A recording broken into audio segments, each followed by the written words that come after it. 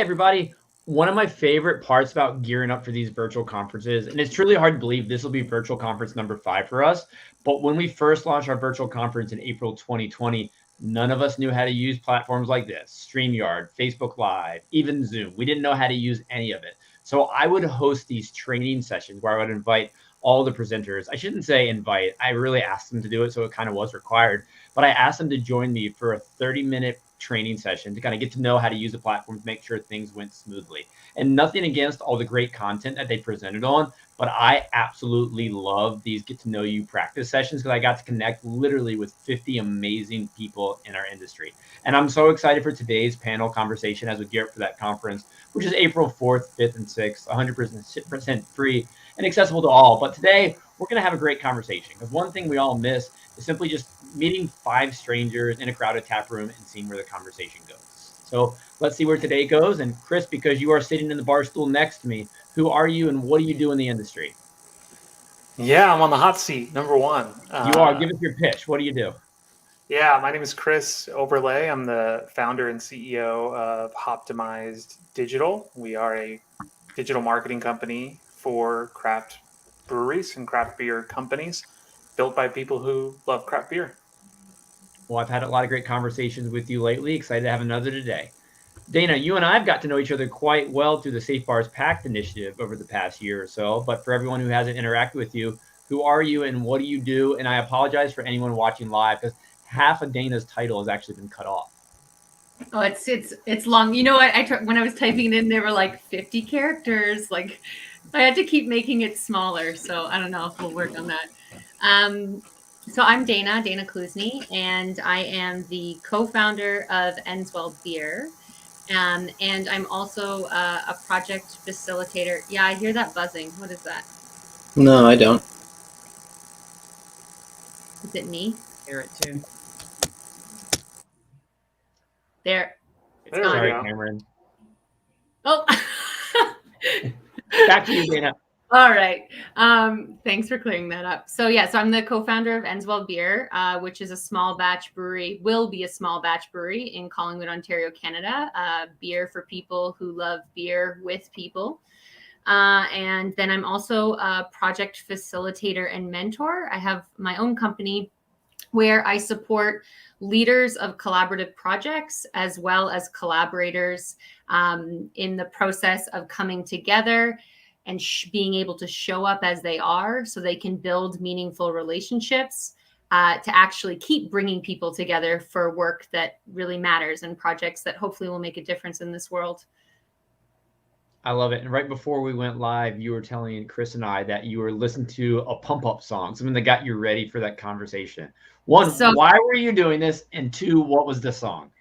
So this actually leads to what I'm talking about for the moderating the panel on status quo. In terms of finding joy and setting boundaries, like for me, setting boundaries is all about knowing yourself and finding that joy comes through that. And so when I get ready to have a conversation, I want to show up as myself, and I also want to respect my capacity for where I'm at right now. And sometimes I have a lot of nerves and other things going on in life. And so music is really a great way for me to connect. So I put my headphones on, I move my body, I dance. And today's song was Reasons by Minnie Riperton. Yeah, it's such a good song. We'll have to go and listen to it after this. We may have to go out on it. Okay. Well, glad to have you as always. Cameron, welcome to the party. Let everybody know who you are. Hi, I hope the buzzing's not too bad. Is it still there when I'm talking? It is unfortunately still there, but it's not terrible. Oh, well, we'll see about using another headset. So I'm Cameron. I am a brewer, brewery owner, and brewery designer. So my official degrees are in architecture with an emphasis on engineering. And then I worked in brewery design at a couple different large scale manufacturers for a few years. And then the opportunity to put the brewery boots back on was thrown in my face about a year ago now. So now I'm back on the brew deck and not behind a computer screen. You have such an impressive skill set. Which one of your skills is your favorite to use? they kind of all come together pretty often. A lot of brewing is just applied engineering. So it's been a pretty natural transition and allowed me to get into brewing from a hobby into a profession in a really sustainable way that has branched off into a lot of different opportunities over the years. It's been just one serendipitous mistake after another. And of all those hats you wear, is there one hat you just don't enjoy, or is there that one task that you always dread? I would much rather be moving around in the brewery than sitting in front of a computer, but running a business, growing a brewery, consulting on breweries, and designing them, that all requires screen time. So I like that the least, but I still find joy in it. Well, I appreciate you joining us today and dedicating 60 minutes in front of another screen. Thank you. Now, Jen, you are quite busy. And before you give your proper intro, I have to say I listened to your interview with Kelly Meyer the other day. Love learning more about your story. I knew the basics, but the deep dive was fantastic. So anyone, I highly recommend, if you enjoyed Jen today, check out How to Not Start a Brewery with Kelly Meyer. It's on Spotify as well. But Jen, I'll let you do a proper introduction now. You left out the damn part. Is how to I not did. I start couldn't a remember if it was damn Dan or brewery. the F word. I You really gotta couldn't say remember. it. You gotta say it. There's meaning behind that. My name is Jen Price. I am a founder of Craft It for Action, which is a virtual craft beer conference, and also co-founder of Craft Women Connect, which is we started out as a local group here in Atlanta for ladies who wanted to just connect over having beer together. But it's grown into a virtual group. We started right before the pandemic. So we became a virtual group for women and non-binary folks who just want to enjoy craft beer together. So thanks And for when having is your me. upcoming event? Yeah, so Craft Beer Con is May 11th through 14th. It's a hybrid virtual and in-person conference. So it kicks off on the 11th with a VIP bottle share. And it's really my birthday party disguised as a bottle share here in Atlanta. And then on Thursday and Friday, we have virtual sessions all day. And every day there's an in-person event. So on that Thursday night, we have a happy hour and a beer dinner. On Friday, we have an Atlanta bike ride and a party that night. And then on Saturday, sort of a day camp and a bottle share to end things out. That sounds absolutely amazing. I really hope to make it next year. And Yes. I'm not jealous that you're putting together a hybrid experience. It scares me to do something like that, but I know how hard you work, and it's going to be amazing. Yeah, well, thank you for being my adopted mentor on the virtual part. I enjoy I've been all of our leaning on you conversations. for a lot. That's Yeah, the best part of it, the collaboration that we all share in this industry. absolutely. Now, Chris, I've heard you mention that you enjoy, starting things up. That's like your favorite thing to do, get things going, whether it's a business or I'm sure other projects. What do you love so much about starting things? I think there's just like a lot of built-in excitement to starting something new. And, my whole life I've been an entrepreneur. I've started multiple businesses ever since I was in college. And like, I like that at the idea of, doing something that others haven't done before, or coming up with a new concept or something creative and kind of blazing the path. In the process to come up with that stuff, like I'm a big whiteboard guy. I don't have one behind me, but I love drafting things out on the whiteboard and letting the mind kind of go down that direction and be creative in your problem solving and thinking around corners and stuff. So that's just my favorite part of any project, really. And how did you end up in the craft beer industry? By choice, kind of. I brew beer at home, so I'm a home brewer, and I was running another agency before this one, and sold out of that agency and wanted to do something that I was more passionate about and get into a specific industry. So I was like, well, let's get into the craft beer industry. I did some research and saw that this was a need, I think, in this industry, is some marketing support, and I wanted to contribute. Awesome. Well, you have great insight always. I'm excited to have you and learn more today. Now, Cameron, I'm going to kind of give you the same version of that question. You like providing resources, especially to smaller startup breweries. Why does that interest you? Can I do a mic check real quick before Mic check I 1, 2. You launch sound into much that? better. Sound good? All right, Yes, sweet. sir. So much like Chris, I've kind of accidentally discovered that I'm kind of a serial entrepreneur. I've just had a lot of different opportunities in craft beer over the past 10 years, since I also started out as a home brewer back in grad school. And one of my first opportunities was in Spokane to develop an incubator brewery, where we had multiple separately licensed breweries sharing a space and operating on a 7-barrel system, with the idea that you're there for a couple of years, growing your brand, your brewing skills, and your business, and then you move out to your own space. And a real estate developer in Spokane took a chance on me after finding me through local homebrewing channels and conferences. Had you started And a business prior to this one? no, no, that was my Wow. first one. It was very much a trial by fire, but one that I enjoyed quite a bit. And it was before we had the kids, so jumping from a stable salaried architecture career into owning your own brewery, which everybody knows at the small scale is incredibly profitable. It was something that I could do then that I might not take a risk on doing now. But you love the thrill of it, I'm sure. I do, yeah. I love the thrill. Like Chris said, I like building something up from nothing and seeing it come to fruition. And I got the chance to do that with about 5 or 6 other breweries in the Spokane area, and then made the move to the other side of Washington to the Vancouver, Portland metro, and did brewery design for a few years. And now I'm back in the brewery again. And yeah, it's an exciting cycle to be part of, and it allows you to express a lot of different creative sides of yourself. And Do you get bored as a business matures? Do you feel the need to find a no, new project, or do you still find ways to innovate? no, I'm still excited with it because brewing is something that's ever changing. We can look at beer trends, and that's just one aspect of owning a business. And I'm very very nerdy and spend a lot of time in spreadsheets and looking at efficiencies of various processes. So there's my mantra is that there's always something you can do better. There's a way to be better every day, and that's what excites me about craft beer. I absolutely love that. And Dana, we've got to know each other fairly well, so I know you're planning to open the tap room because you want to make millions of dollars, right?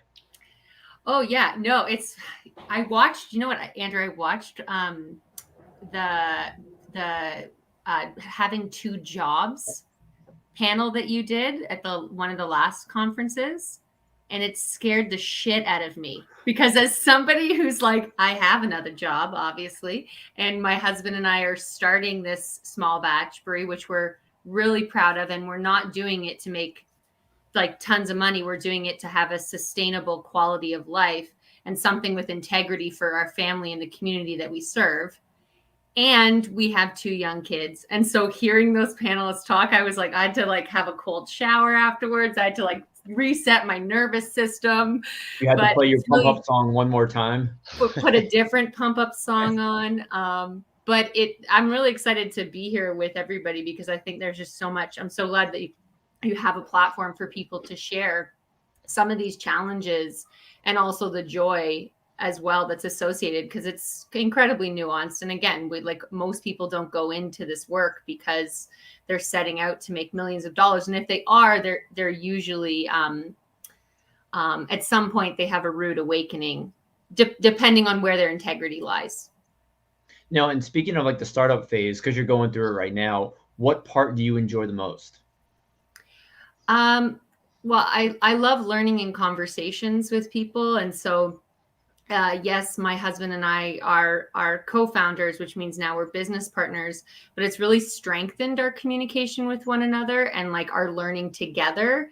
And then bringing it to boundaries, like what are our capacities and boundaries, and respecting like each other's contributions and getting really direct and clear with what that is so that we can enjoy that process, like learning together, and then just continuing to meet really amazing people. I love all the people who are in craft beer. There are some assholes, but for the most part, people are really down to earth and just really love collaborating and sharing with others. And speaking of collaboration and speaking of people also with 2 jobs, Jen, you challenge yourself every day to do amazing things. What made you first off want to get into the craft beer industry? And, what excites you about that process of starting the business? I'd say the thing that really drew me to it was the community. As I've heard like most people mention here, I think, I mean, initially it was the beer. I won't lie. Like I was like, wow, I really like this. And I've loved beer my whole life. But when I found out that there was sort of this opportunity to, as you mentioned, like bump elbows with people who you may not have met before and be in a tap room with new people every time you go back, and then being able to introduce more people to it, it just became really interesting and more attractive to me. And then I was able to get some of my friends really into craft beer who weren't beer drinkers. And I don't know, I think that part about it was really, really fun and interesting. And that's what really drew me into it. I forgot what your second question was. You gave me a two-part. Well, how do you balance your life? And this kind of goes into Dana's theme of like boundaries and just, setting them for yourself and keeping that positive mental health state going. I mean, you're a city planner by day. You're a city planner probably on the clock right now. Hope no one's listening. But, how do you balance all the hats you wear and still stay positive? Yeah, that is a really good question. This is going to sound so like silly, but I am honestly just like positive by nature. It's just how I am. I found it to be very helpful for me. And it's coming in handy very much so, because if you listen to that interview that Andrew mentioned with me and Kelly, you'll hear that I started a craft beer shop and beer bar right before the pandemic that is closed down, and I never got to sell or pour one pint for anybody, and I've been working on that for about 6 years.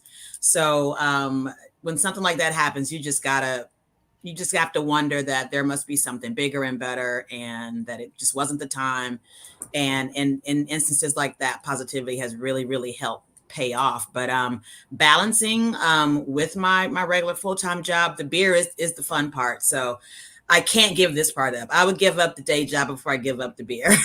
Like this is, except that it doesn't pay me yet, but that's where I'm trying to get to that point where the scales are tipping, heavier on the beer side, and I can let go of my 9 to 5. But the cool thing about working from home is that I'm able to do a lot of multitasking. I work much more at my day job now that we're working from home, but I'm also able to work and do beer stuff like this during the day. And the folks who I work for, they know I've been trying to retire for about 5 years. So they don't hold this kind of stuff against me. But yeah, that balance is so important. I was talking to Dr. J, who's at the Brewing Association, about mental health and craft beer. And she's actually going to do a panel about that at my conference, because it's so important, especially for those of us who have 2 jobs. And when one is your side hustle, but it's the one that you love so much, being able to balance that mentally and how taxing that is on your everyday life is so important to keeping you able to keep going. And, God forbid you have to give up the hobby, so it's so important. That's a really good question. I think a lot of people are paying more attention now to kind of being able to strike a better balance between the two. Absolutely. And when beer becomes your full time, because it will, how do you keep it from becoming work? Have you thought about that yet? I'm like these guys here. I'm a startup engine, so I'll start something else. I'll hopefully the beer shop will do well enough for me to hire a full-time manager, and I don't have to be there as much, and I can focus maybe on the conference, which I love doing. I also want to write another book, and I want to start a beer travel sort of thing. So there's always so many more avenues to go down in craft beer. That's the awesome thing about it. Just with us gathered here, we all do different things. And there's so many more avenues. And so I don't imagine that I would get bored too much, as long as that does well enough that I can give it to someone for a lot of the time and just be able to focus on something else. I think I'll be okay. I'm sure you will. And I unknowingly put together 4 really passionate entrepreneurs today. I didn't know where the converstion was going to go. No, How do you plan that? I didn't plan it necessarily, but I knew there would be some kind of conversation coming together that we could all contribute to, and it's been great so far. Now, Cameron, you've got 2 little ones running around. You wear a lot of hats at the brewery. How do you make time for your family? Well, I cloned myself a number of years ago. No, I wish. They they're pretty actively involved in my brewing life ever since back in Spokane. Less so in the design jobs, which I don't really enjoy that much in front of the screen, but their craft beer has become, especially in the past 10 years, more representative of the pub culture that exists in Europe. We see family-friendly gatherings at breweries happening all the time, and breweries that are specifically family-friendly focused, and that allows everybody to treat their neighborhood brewery or collection of breweries as that public house, that town hall gathering space that it once was is now back in trend again.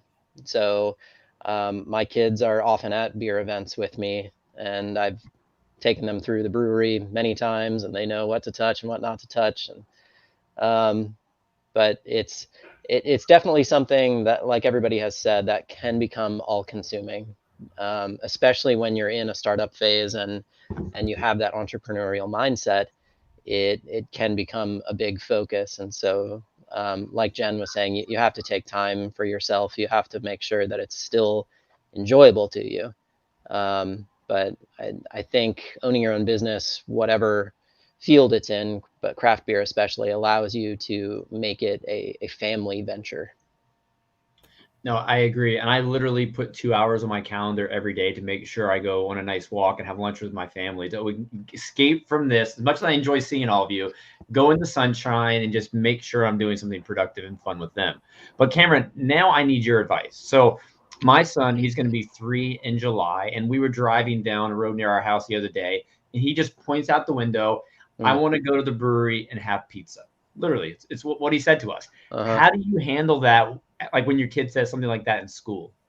Well, you could see about sending them to boarding school out of state, maybe. I mean, if your reputation is ruined in your local community now, I think everybody, as a culture, we've come to embrace craft beer as a wholesome vice that we can have realistically on a daily or every other day basis, and it's incorporated in part of our culture. The idea of segregating it as this taboo is kind of silly. We saw that didn't work very well back about a century ago. So it's nice to see it being more representative in everyday parts of life, and having families brought into the brewery environment makes it seem less of a bad thing. But that being said, I'm not sending my kids to school wearing brewery t-shirts yet. I mean, we'll save that for middle school. I love it. Thanks for the tips right there. Now, Dana and Chris, I'm going to kind of change the question a little bit for you both. Just looking at how busy you are, you're entrepreneurs, you're passionate about craft beer. Do you ever look outside of our industry for inspiration? And if so, who inspires you, or what companies outside of craft beer do you really respect? You can go first if you want. Yeah, go ahead. I was like, where's Jen? All right, Jen's back. Good. I want to pause, because I just want to add something to what Cameron said, because I think it's really important when we talk about, like, if we're creating brave spaces in terms of our tap rooms where families can come, inclusive environments. I think it's really important to have that conversation about, having a space where kids can come and see that tasting beer, drinking beer, having conversations with people over beer is actually like precious, amazing time for learning. And it's something that's different from binge drinking culture. Like, I'm actually very proud to have my boys, 2 young boys, integrated into being at different breweries and talking about beer. And sometimes they even taste a little bit of beer, because I like them getting this idea that, like, beer is not something that they have to wait until they're of age to have. And then they're just so pumped that they're going to binge drink. And then we're actually going to breed a worse culture potentially from that. So, in European cultures and other cultures, like, they've evolved from Prohibition era. And I think that it's important that we're really intentional with how we do that with families and spaces. So I'm glad you brought that up. And I like how Cameron referred to, you said wholesome vice. I don't think I've ever heard craft beer referred to. I've never heard the term wholesome vice together, but I like it a lot. Yeah, it's kind of a prelude to another project I'm working on that I can't say too much about yet, but well, excited to learn more when the time comes. Yeah.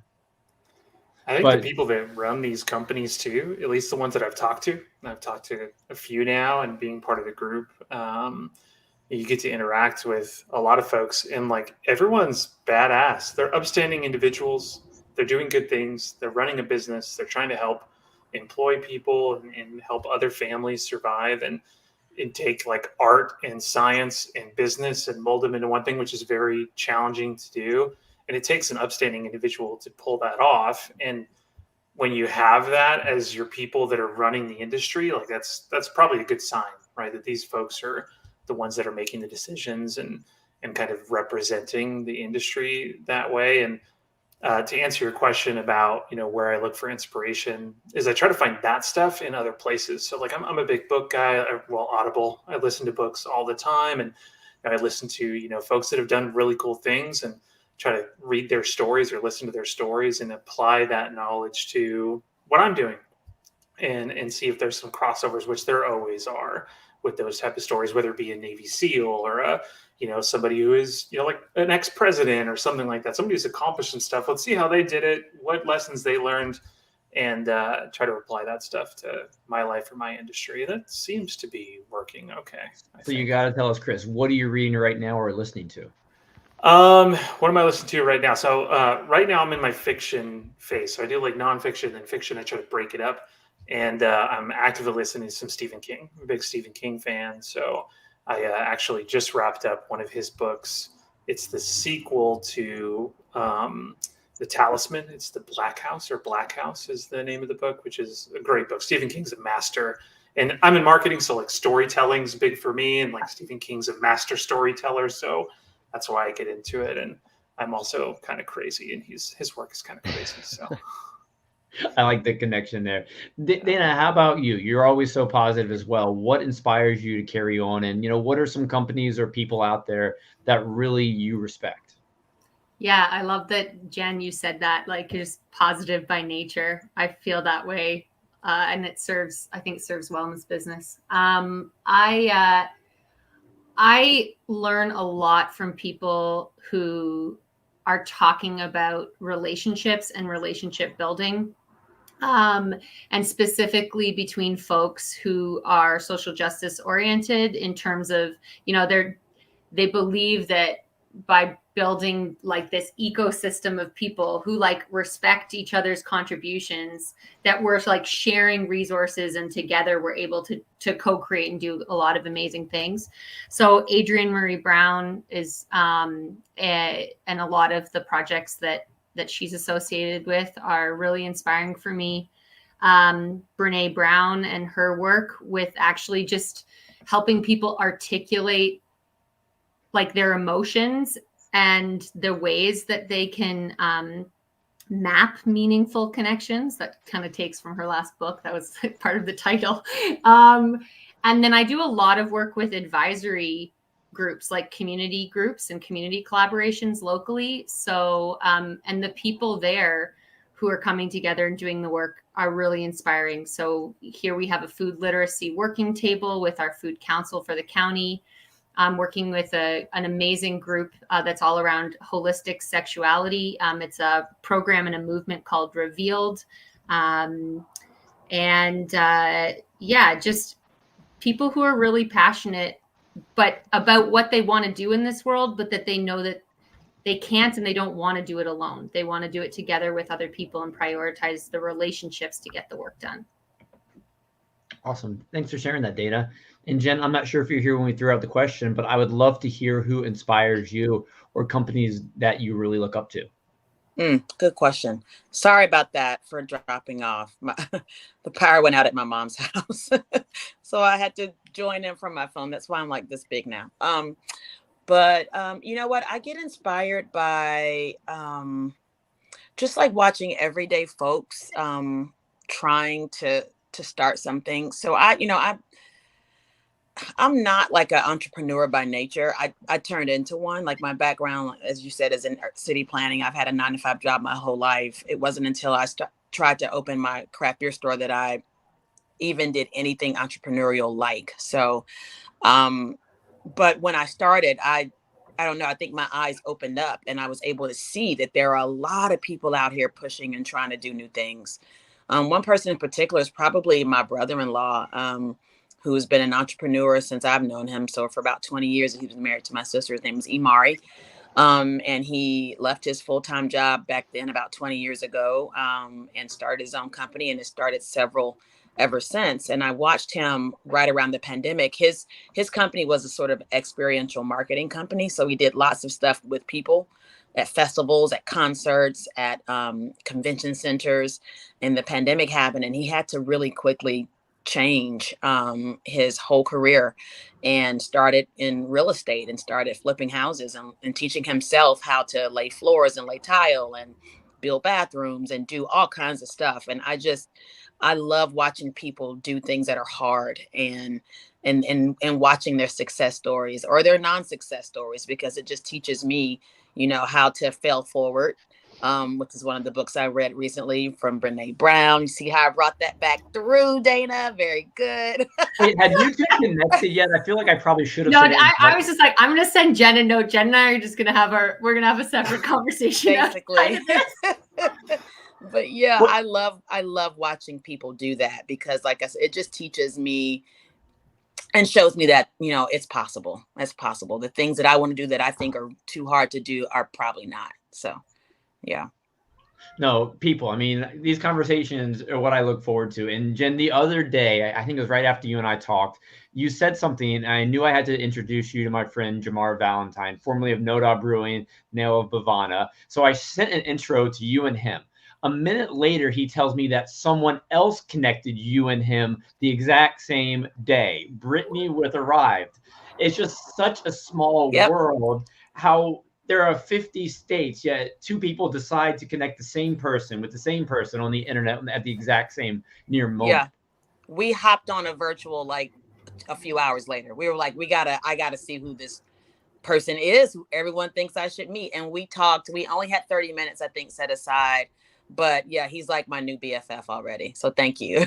Thank you for making that connection. It's a small world that we live in. And, there's already been a lot of conversation today just about the value of these interactions. Whether they're 30-minute interactions or someone you pass in a grocery store, or they're more meaningful, deeper connections. Mm-hmm. But of all the people you all interact with, I'm sure you interact with people in our craft beer industry, but also people outside. What's something that someone has taught you recently that you've been able to apply to your life? It could be something just very simple, or maybe they gave you a brand new approach you hadn't thought of before. I'll hop in. A couple of friends of mine started a brewery here called Atlantucky, and they got their space a while ago, maybe 2 years ago, right before during the pandemic. It's 2022. They got it during the pandemic, and what I liked about them and what I learned from them is that when they opened, they weren't a brewery yet. They didn't have a brewing license. They didn't have any of the permits that they were supposed to have to actually brew beer. It took them almost a whole year to get there, because beer and because the South. But what I saw them do in that whole year really was create like, I don't know, like a gathering space at their building, at their facility. And it was a pretty much a venue for people to have parties and to hang out. They had free beer all the time because they couldn't sell anything. But it was very interesting to see how, like I said, like it just showed that you can start, like just start where you are. They weren't ready. They didn't have equipment. One of them brewed beer at the time. They both brew now.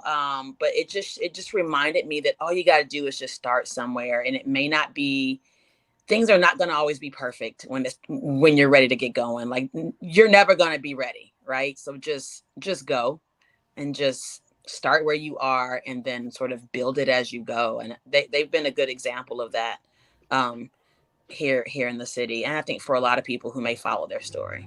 And they recently had their grand opening. Yeah, they did. They finally had a grand opening. Yeah, And they're selling that beer. they are, and it's really good. Awesome. Can't wait Yeah. to try it.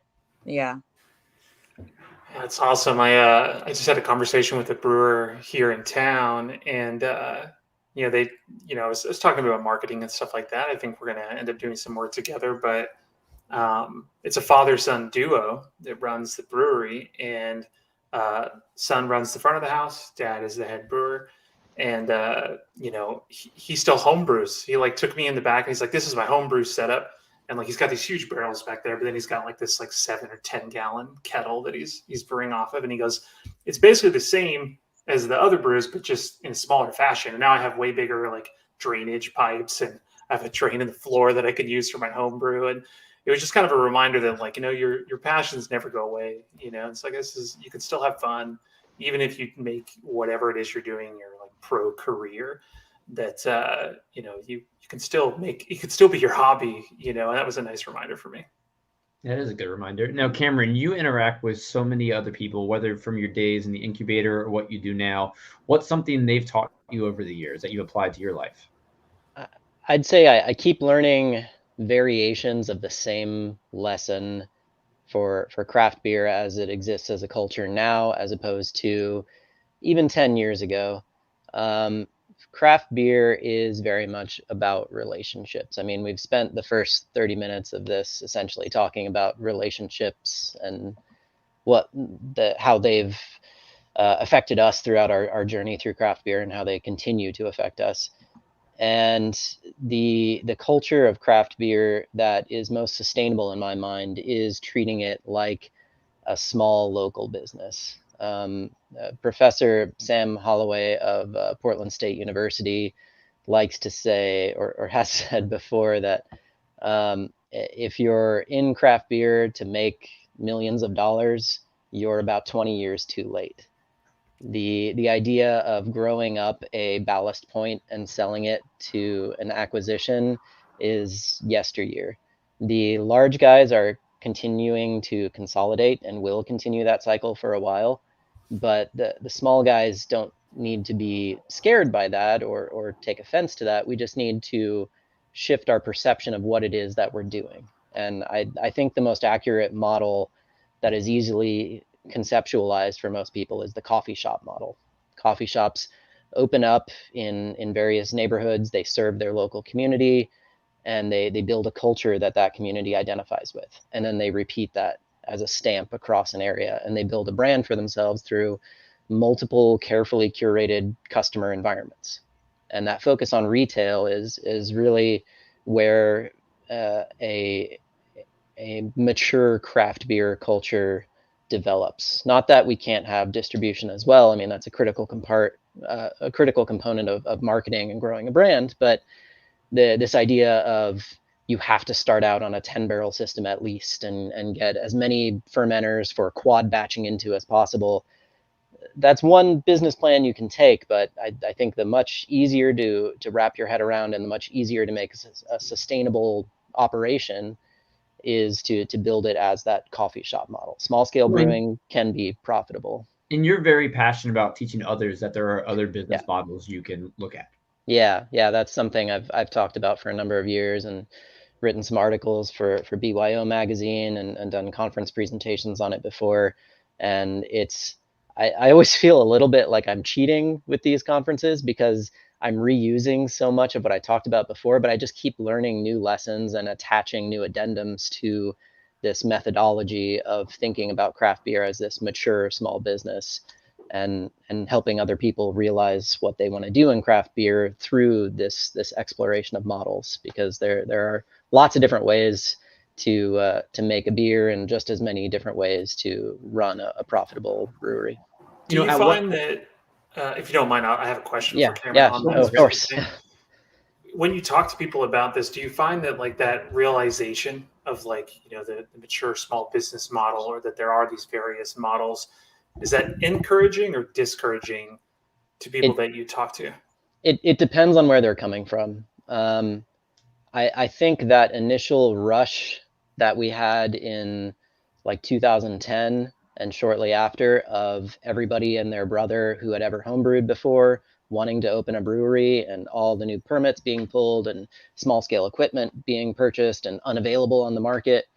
I think we're past that. And I think that's a good thing. I think we're moving into a more mature small business space. And I think the people getting into it now are much more well informed to start with, have a much better concept of what a craft beer brewery should be and how it makes its money. The fact that brewing is maybe 30% of what you do, if that, and most of it is selling that product. It is a bit of a hard realization for some, but I think the people getting into it now are more well established, more well situated to be successful, because the industry as a whole is maturing and growing, and we're all learning more about how to operate. And Cameron, at what point in your career and through your experiences did you decide that you wanted to share with others these stories and your lessons, and kind of take it into strategies they can have to move forward? It kind of happened by accident. I think it started happening really shortly after I started homebrewing, in, gosh, like 2012, no, 2010 is when I started. And I very quickly after that, I started with a little Mr. Beer kit in the closet. And by batch 3, I was doing 10 gallons of full mash and kegging. And I fell in love with the passion that others had for making beer at home, and the culture that develops around that. And I started doing talks at homebrew gatherings, started sharing recipe concepts, and I just became a very vocal proponent of something that I loved, something that was really exciting for me. And similar people just kind of come out of the woodwork, and you find each other, and it's something that I very much fell into by accident, but very happily by accident. And there's so much we can learn from one another. So thank you for being always so willing to share. Yeah, the different viewpoints in here. I mean, a brewery is 100 different moving parts all working together, and one person, one mindset does not a good brewery make. You need multiple inputs and multiple ways of thinking to make it really work. Oh, thank you. And Dana, you have so many wonderful conversations, and it's your goal to get involved in projects that make the world a better place. But I know you're always trying to grow yourself. So what's something you've learned from those you've spoken with recently that you've applied to your life? A lot. I mean, a lot. I think I'll pick something that sort of I'm sort of hearing coming up, or there's a common thread. A mentor of mine, Kelly Deals, who's a feminist marketer. We were talking about, this, the work that goes into to showing up and being visible and sharing what you're passionate about and sharing your contributions, and understanding that might not be for everyone, and that's okay. And I think that that's pertinent when you're starting a brewery or any business. And so she said, speak to the front of the class. And I carry that even into my facilitations with other advisory groups. And I think I've said that to you too, Andrew, when we worked with the Safe Bars Pact Initiative. Often I see people want so badly to convince everyone that this is a great idea, and that the credibility or the validity of the idea or the beer or whatever it is going to come from more people getting on board. Mm-hmm. Yes. And if we're only speaking to the people at the back of the class who may not even want to be there, they might be there to just heckle, actually, then we're missing out on the energy and the influence and the conversations of people who are they're excited with you, at the front of the class, who want to engage. And Kelly says that when you speak your vision really clearly to those people, and you understand you're not for everyone, people are entitled to their own thoughts and feelings and beliefs, then what happens is you generate this enthusiasm, you generate all this ongoing learning. And then people who might be in the middle of the class, who maybe aren't really sure where they stand yet, they might be inspired or invigorated by the enthusiasm and want to learn more, and it perks their curiosity. And so that's helped a lot, because I I am not for everyone. I'm sure that beers that Endswell makes will not be for everyone, but we're going to be very intentional about the vision that we want to create, the type of spaces we want to create where those amazing conversations and relationships are able to flourish. Awesome. Thank you, Dana. And you mentioned, you might not be for everyone. And while you try to figure out who you're for, you're going to fail. You're going to make mistakes. You're going to learn lessons. For the four of you today, what's something that scares you? I think we all like learning from failures. Sometimes, I'll tell my wife that I like to be wrong, and she just probably does not believe me at all when I say that. But I do, because I want to learn something. I want to find something that I do wrong and find a better solution to it. So this kind of a question is a little bit about failures, a little about what scares you. I'd love to take your own unique approach and tell me, something that does scare you or something you have learned from a past failure. Something. Oh, go ahead. Go for it. No, go for it.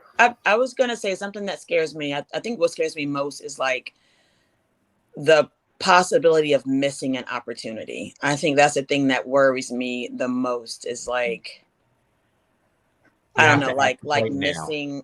What's that? You have to act right now. You do. And I feel a sense of urgency a lot. And I know that's not healthy because everything can't be urgent. But I do worry, about like, oh my gosh, if I don't do this thing, what are the repercussions? What could be the fallout? Is this my only opportunity to do XYZ? And so that's probably the thing that I worry about most. How do you fight it? Just remind myself that timing is everything, and it's not always in my time. I remind myself of my beer boutique experience where I thought it was the time to open one, and it obviously wasn't. So, but yeah, I just talk, good positive self-talk, just like, what, there are endless opportunities for me. There are endless resources for me. There are endless whatevers for me. And the world is full of opportunity. So it can't just be just this one. There will be others. There will be more. Now, follow-up question that's semi-related, a bit unrelated. How many emails are in your inbox right now? Don't do that. I have no idea. I have to go. I'm sorry. I have no idea. I have no idea. Now, how many that are unread? In my primary box, not many. Now, I was asking email, because I didn't know if you felt you have to just attack. I do. Yeah. I like to have like 20 unread or less. Yeah, I can relate to that. Yeah. Wish I could. So, Chris, I have a bad habit of marking. Down. Go ahead, Cameron. Oh, I'm sorry. I have a bad habit of marking emails as unread so that I see them as an action item to get back to. Mm-hmm. And then they just get filed into a folder of like inspiration for later. Most of it is not to do, but the unread email count is way too big. One of the best piece of advice, it's like I was working at Steam Whistle Brewing and they invested in us going and doing a Microsoft Outlook training. This is like back in like 2000s. And this guy who led it said one of the most profound things was just like, do not let your inbox become a to-do list. Your inbox is not a to-do list. Mm-hmm. And it stayed with me forever. And anyways, I'll pass. I don't remember his name, but I'm passing on the wisdom, because whatever you can do to resist that or change up your system so that it doesn't become the to-do list, it's incredibly liberating. Sure. And challenging. Yeah, you don't want that to-do mentality of I don't have enough time right now to get in the way of effective communication, right? Which is a lot of what we're talking about is sharing information. You don't want anything getting in the way of that. And to go what Jen mentioned a minute ago, which is about the fear of missing out, the feeling you have to act right now. You don't have to respond to these emails the second they come in your box. Right. A lot of us in this circle today probably try to because we like to, and we probably like other people to respond quickly to us. But you know what? It's not a life or death situation. Your business is still going to be okay if it takes 24 hours or 3 or 4 days. That's something that we were talking about, lessons we consistently learn or things that scare us.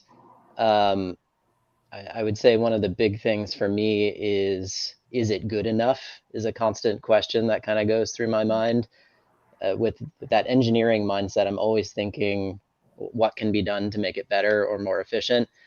And my wife actually pointed out to me from a podcast she was listening to a little while ago.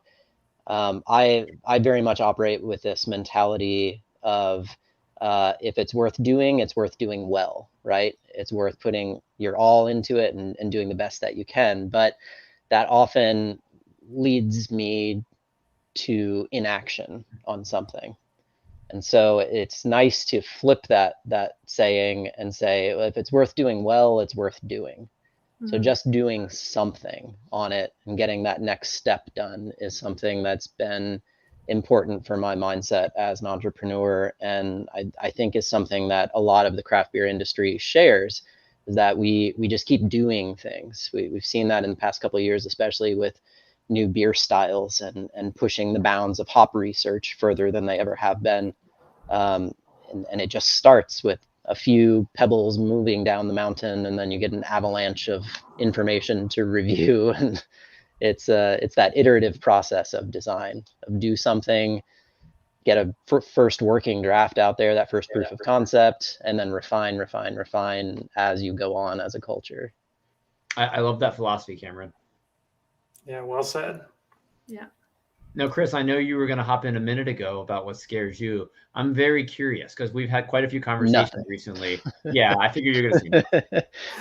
No, I won't be a douchebag and say nothing. No, honestly, what scares me is failure and like being wrong, which leads to failure. Like that terrifies me the most. You know, if I'm in my worst, like most down moments, like the crushing weight of like being wrong and having my business or having my clients' businesses fail because of the decisions I've made or the things that I've recommended, like that's the monster under my bed for sure. And just to combat it, like I think you just have to keep moving forward. There's a silly quote I always remember that's like the picture, I can like see it on like Pinterest. That's like it's like a little bird sitting on this really thin twig. It's like the bird isn't confident in the twig; it's confident in its wings to be able to fly if the twig breaks. And that's what I remind myself. It's like, look, I'm here in this position. My clients are in their position because we've made a lot of great decisions and made a lot of smart moves so far. To where even if there is a misstep, I'm still going to be here tomorrow. I'm still going to be here in the next hour. I'll still be able to make a call and take that experience and apply it. So the fear never goes away. It's just always there, and trying to manage it is the tactic, I guess. Are you less scared of failure than you were a year ago? Oh yeah, man. I mean, 3-4 years ago when I really stepped out into like full-time freelance and then got started another agency. I had worked for agencies and done side hustles for a while, but that was like really terrible. Like, it's not a whole lot of sleep during those times, but now it's like, oh yeah, I've been here before. I know what's up. Like, yep, no problem. Got it. That's going to happen. This is going to happen. I'm confident in what options. You never really know what's going to happen in the future, but the more experience you have, you kind of can see the potentials that are likely to happen. And if you plan for those potentials and those contingencies, then you can be fine. You'll be all right. So to kind of worst case, there's beer. So to kind of summarize what you, Cameron, and Jen said, just try, but not necessarily right now, but try eventually. Keep doing it. Right now. No, I would say right now. Yeah, just start trying.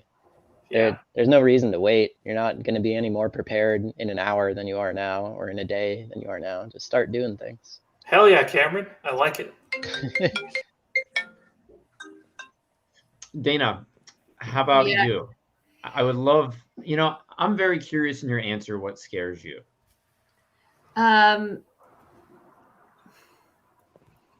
So for a long time, I was really afraid of dreaming big,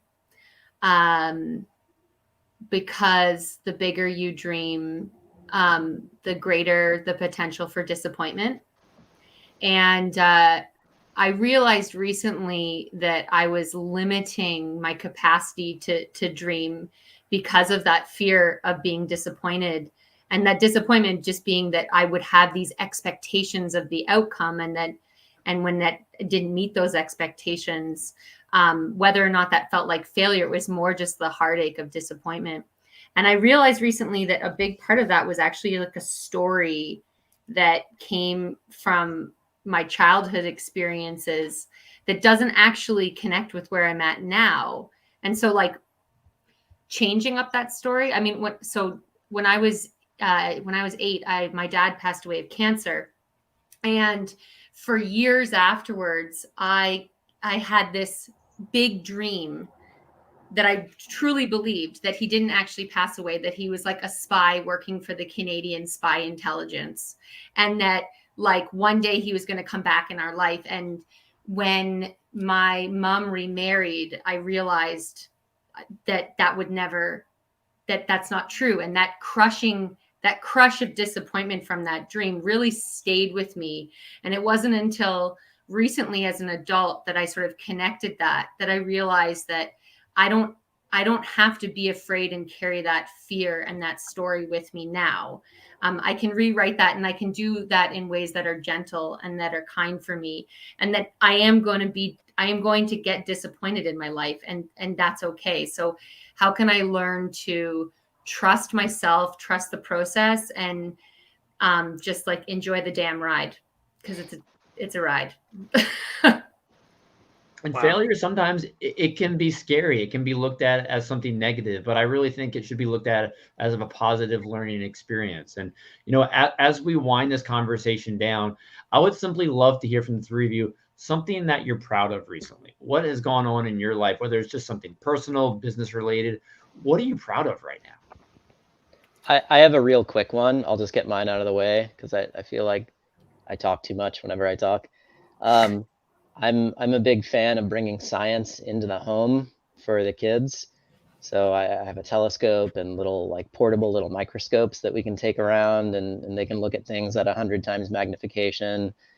And we were talking about blood the other day, and it was like a week ago. And I brought up this idea of coagulation. And if we didn't have coagulation, we would all die because there would be no scabbing. So I was making mozzarella cheese last night for pizza, and I love talking how you just about, went from blood to mozzarella cheese. Sorry. Anyways. it comes together. I Blood promise. pizza. I promise. I added the vinegar, and it started to curdle right away, right? And the cream started to separate from the whey. And my 4-year-old was right next to me, and I'm like, Jamie, that's just like your blood when you get a scab. Do you remember what that's called? And my 7-year-old is behind me, and she's like trying to think of it first because she always wants to be the smartest. And he's like, coagulation? I'm like, yes, it works. I did it. I got something in his head. That is an amazing story. That's so So awesome that you made me shared that with your happy. kids. Nice. Dana and Chris, I really don't know how you're going to top that, but I would love to hear what you're also Yeah. proud of. I like fixed the upstairs toilet the other night, and that was pretty sweet. Nice. I was like, nice. I don't have to like get a prepare part. Like I figured out how to fix it, and no microscopes or coagulation involved. But that was pretty Did sweet. you use YouTube? No, I did it all on my own. That's Wow. what's crazy about it. That's I just impressive. figured it out. Yeah. And Dana, how about you? So I mentioned it's been a real journey. I mean, Endswell, our name for the brewery, is we decided on it before we knew how much of a roller coaster this journey would be. But we do believe everything is going to end well. But with our 5th location, it's been 3 years in this town trying to find a location. We found this location. We were so excited. We had a conditional offer to lease. We were doing our due diligence with the town, and the town told us that we were going to have to do site plan control, and essentially just like in a conversation, like killed it. And Mike and I were devastated, to put it lightly. And we allowed ourselves to be devastated. We literally got into bed because we released ourselves from the conditional offer to lease because we couldn't move forward. We had to trust that maybe we could figure something out to come back, but somebody might take the space. We literally got into bed. Our kids were at school. We just allowed ourselves to be so sad and disappointed. And it was allowing ourselves to go there and go into like kind of that dark place that actually allowed us to like replenish. And the following day, I went out in nature, I moved my body, and then Mike and I came back together and we were like, this isn't over. I think there's more of a conversation we can have with the town. There are other questions we can ask. And we got that energy to go back to the town and essentially continue to fight the good fight. And it worked because now we have an updated conditional offer to lease. The town's working with us. We're in a pre-consultation phase. They're actually allies for us and being more communicative. And I just think about the fact that going back to what I previously said, if Mike and I had just decided that, okay, we're just going to move on, like just forget about it, move on, and didn't allow ourselves to actually realize how much we wanted this and how much work we were willing to put into it, regardless of the ongoing disappointment, I think we would have really missed out on this opportunity that we have now in front of us. And so I'm really proud of both of us. That's definitely something to be proud for. I'm happy for you too, and I can't wait to visit before too long once the doors are open. It's still ongoing, Andrew, but like you will be the first to know when I'm like, okay, the lease has started. And then like I was saying to Chris, we can start marketing and sharing our story because it's been a wild one. It's been a journey for you, but it's been so amazing to follow. So thank you for always sharing so much insight and experiences, Dana. Chris, it's been a pleasure having you, get to know you recently. Cameron, thank you for being so willing to just share your knowledge and your experiences for sure with the craft beer community as a whole. And Jen, thank you so much too for sharing your stories and your inspiration. You've been great to talk to. You've been a great friend. So everybody listening, I really hope you had something that you can take from the conversation today and apply to your life to make it a little bit better. And be sure to catch the 4 of these people, at the upcoming CBP Spring Virtual Conference, April 4th, 5th, and 6th. You can check it out at rsvp.craftbeerprofessionals.org. They've got a lot of insight to share. They're wonderful human beings. I learn so much from them daily. Thank you all. And for everybody here still, Chris, how can we get a hold of you? You just hit my website, gethoptimized.com. Gethoptimized.com. Dana, if anyone wants to reach out. DanaKaluzny.com is the best way to reach out to me. And there's links and ways that we can have a conversation from there. And Cameron? Domain for the new business is not up yet. So you can just use my personal email, I suppose. Cameron4887@gmail.com. And if anybody wants to get a hold of Jen, craftedforaction.com. She's got her Crafted for Action Con coming up very, very shortly. Get excited for it. Another great craft beer event. We'll see everybody soon. Cheers. Bye. Yeah. Thanks, everyone. Bye. Thanks, Andrew.